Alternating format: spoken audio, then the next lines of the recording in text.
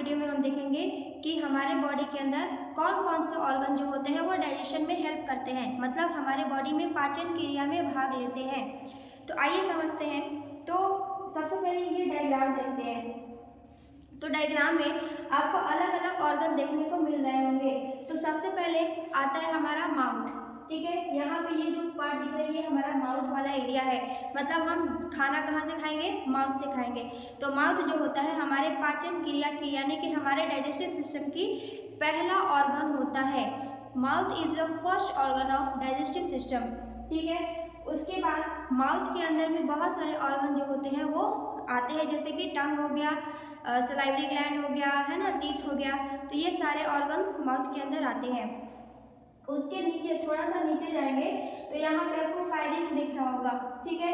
यानी कि फायरिंग्स का लोकेशन कहाँ पे होता है, तो माउथ के जस्ट पीछे, यानी कि जैसे ही हम खाना खाएं तो ये जो पीछे वाला ऑर्गन होता है, ठीक है, इस साइड में, मतलब माउथ के जस्ट नीचे वाला ऑर्गन, उसको फायरिंग्स बोलते हैं।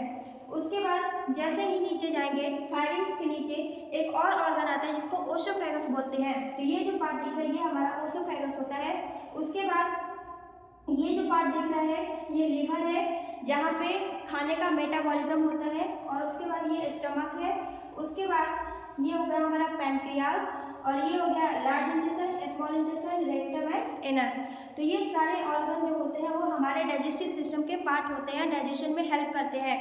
तो आइए समझते हैं कि हमारे ऑर्गन क्या होते हैं डिटेल में। तो ऑर्गन ऑफ डाइजेस्टिव सिस्टम कौन कौन से ऑर्गन होते हैं, तो सबसे पहले आता है जीआईटी। जीआईटी जो होता है गैस्ट्रो इंटेस्टाइनल ट्रैक्ट, जीआईटी को गैस्ट्रो इंटेस्टाइनल ट्रैक्ट के नाम से भी जानते हैं।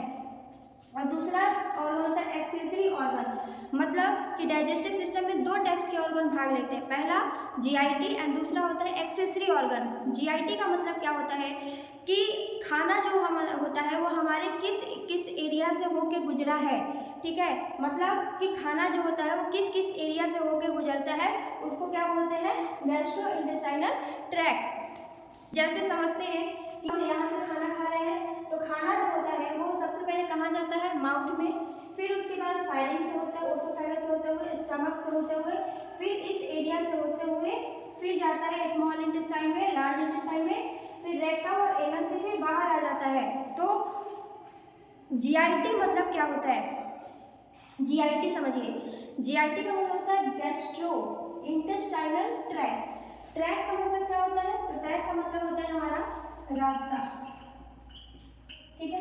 ट्रैक का मतलब क्या होता है, रास्ता। तो जिस रास्ते से हमारा खाना होके गुजरेगा तो उसको क्या बोलते हैं हम लोग, जीआईटी, मतलब गैस्ट्रो इंटेस्टाइनल ट्रैक्ट, ठीक है। उसके अलावा मतलब कि खाना जो है वो किस एरिया से, किस रास्ता से होके निकला है। तो उसमें कौन कौन सा ऑर्गन आते हैं देख सकते हैं। जीआईटी में सबसे पहला ऑर्गन होता है हमारा माउथ, उसके बाद फायरिंग्स, उसके बाद ओसोफेगस, उसके बाद स्टमक, उसके बाद इंटेस्टाइन।